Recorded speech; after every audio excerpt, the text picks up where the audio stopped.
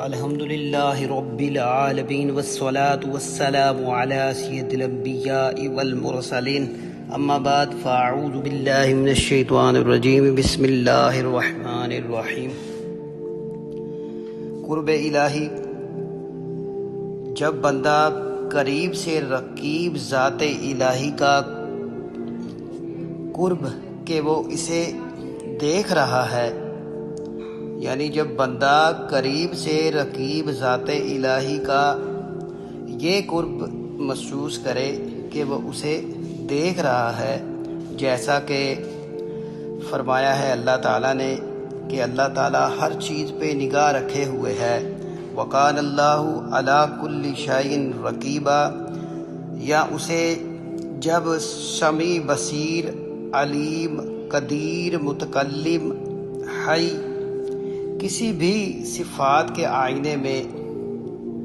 قریب سے دیکھتا ہے تو اس کے دل پر خوف طاری ہوتا ہے۔ اس حالت میں بعض ایسے بھی ہوتے ہیں کہ ان کے دل پر محبت کا غلبہ ہو جاتا ہے۔ یہ چیزیں اللہ کی اس تقسیم کی وجہ سے پیدا ہوتی ہیں جو اس نے تصدیق کے حقیقی اور یقین اور خشیت کی صورت میں دلوں کو دی ہوتی ہے، اور یہ سب کچھ غیب کے ظاہر ہو جانے کے بعد دل پر ہوتا ہے۔ چنانچہ بندے کا دل اپنے مولا کے قرب کی وجہ سے جب اس کی عظمت، ہیبت، جلالت اور قدرت کو دیکھتا ہے تو یہ قرب جلال اس کے دل میں خوف، حیا، خشیت، لرزہ پیدا کر دیتا ہے، اور اگر اس قرب میں اس کا دل اپنے مولا کا جمال، لطف و کرم، قدیم احسانات، مہربانی اور محبت کو دیکھتا ہے تو اس کے دل پر جذبہ محبت، شوق دیدار، ملاقات، محبوب سے بے چینی، فدائیت اور محویت، بے خودی کا جذبہ پیدا ہو جاتا ہے، اور یہ سب اس کے علم، اس کی چاہت،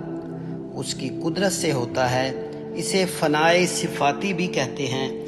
یہ صفات بندے کا صفات محمودہ میں بدل جانا۔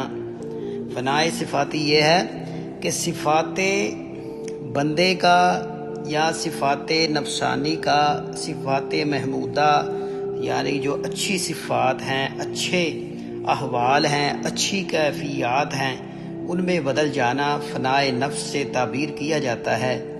یعنی جو پہلے صفات تھی اب صفات محمودہ میں بدل گئیں، اسے قرب نوافل بھی کہتے ہیں۔ اسے فنائے نفس بھی کہتے ہیں، یعنی اب وہاں شوق، حیا، محبت، عشق الہی، خوف و ہیبت، عظمت، مراقبہ، مشاہدہ وغیرہ اچھی صفات دل میں اپنے آپ آ جاتی ہیں۔ اس کے بعد فنائے ذاتی ہے۔ فنائے ذاتی کے بعد جو بقا حاصل ہوتی ہے اسے بقا باللہ کہتے ہیں، یعنی بندے کی ذات کا خدا کی ذات میں غوم ہو جانا، حتیٰ کہ اسے اپنی ذات کا بھی شعور نہ رہے۔ اسے قرب فرائض کہتے ہیں۔ اس مرتبے میں بندہ اپنی ذات سے غائب اور ذات حق سے حاضر ہو جاتا ہے۔ اللہ تعالی ہمیں مزید قرب الہی کو سمجھنے کی اور اپنے مقرب بندے اور اپنی ذات کا قرب حاصل کرنے کی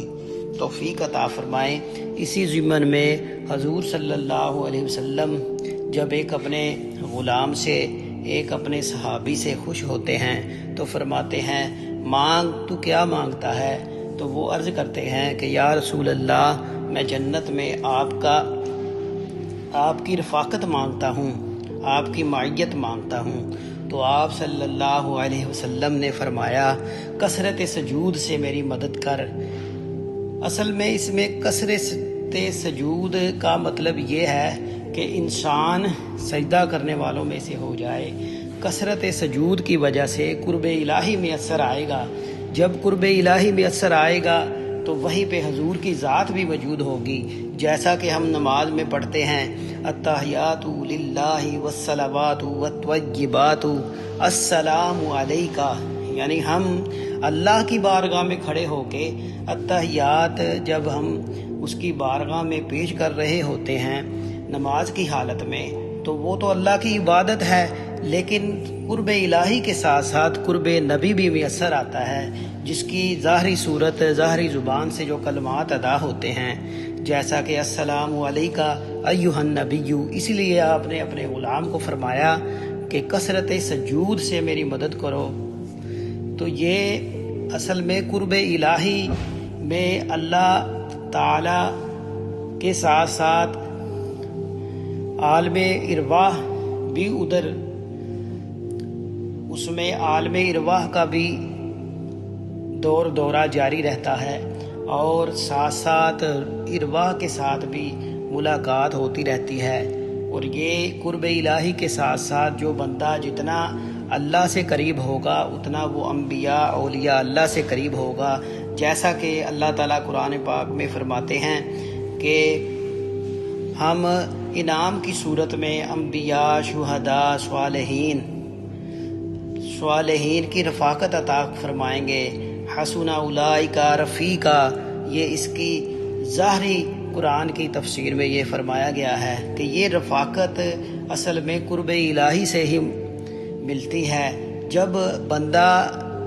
نبی کی صحبت اور اولیاء اللہ کی صحبت اسی وقت اسے میسر آتی ہے،